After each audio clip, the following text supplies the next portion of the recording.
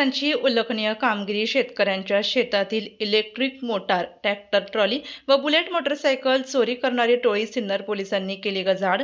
तर एकूण मुद्देमाल 3,17,000 किमतीचा मद्यपान हस्तगत. सिन्नर पोलीस स्टेशनमध्ये गुन्हा रजिस्टर नंबर 50/2026 भारतीय न्याय संहिता 303/2/5 दिनांक 24 जानेवारी 2026 रोजी सिन्नर पोलीस ठाण्यात दाखल करण्यात आलेला होता. सिन्नर पोलीस ठाणे हद्दीतून ग्रामीण भागातील शेतकऱ्याचे शेतातील विहीर व नदीकाठावरील पाण्याच्या इलेक्ट्रिक मोटरी चोरी जाण्याचे प्रमाण मोठ्या प्रमाणात वाढले होते.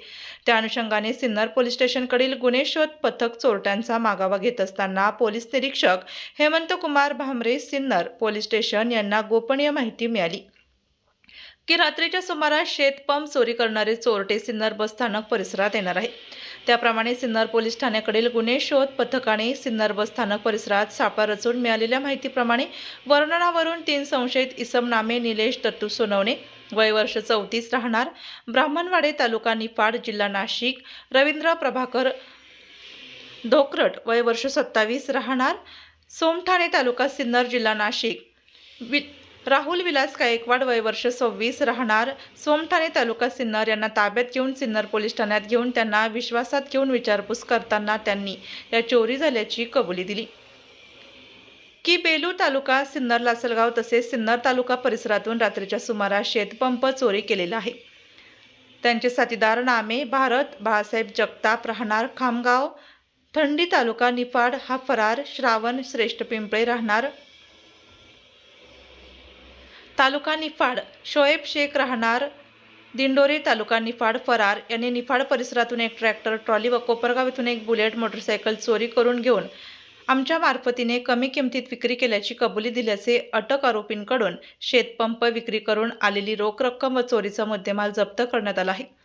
त्यामध्ये 1,00,000 रुपये किमतीची एक निळसर रंगाची 2 चाकी ट्रॅक्टरची ट्रॉली, 12,000 रुपये किमतीच्या पाणबुडी शेतपंपाच्या इलेक्ट्रिक मोटार, 2,00,000 रुपये किमतीचा एक सफेद काळ्या रंगाची रॉयल एन्फिल्ड किमतीची 350 क्लासिक मोटरसायकल बुलेट व 5,000 रुपये रोख रक्कम, त्यात 500 रुपये दराच्या 10 नोटा असा एकूण 3,17,000 रुपये किमतीचा मुद्देमाल हस्तगत करण्यात आलाय.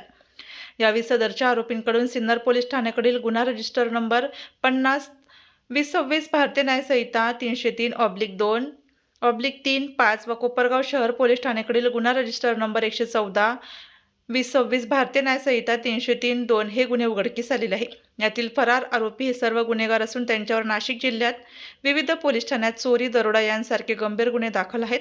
सदरची कारवाई ही पोलीस अधीक्षक बाळासाहेब पाटील, अप्पर पोलीस अधीक्षक आदित्य मिरखेलकर, उपविभागीय पोलीस अधिकारी कांतीलाल पाटील यांच्या सूचना व मार्गदर्शनाखाली सिन्नर पोलीस ठाण्याचे पोलीस निरीक्षक हेमंतकुमार भामरे, पोलीस अंमलदार समाधान बोराडे, नितीन डावकर, पोलीस शिपाई विनोद टिळे, कृष्णा कोकाटे, आप्पासाहेब काकड, प्रशांत रहाणे यांच्या पथकाने कारवाई केली.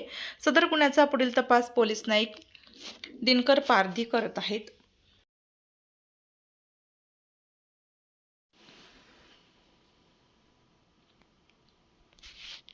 आपल्या जिल्ह्यातील व तालुक्यातील तत्काळ बातम्या व जाहिराती बघण्यासाठी आजच डीजे महाराष्ट्र न्यूज चांदवड या चॅनलला सबस्क्राईब व लाईक करा.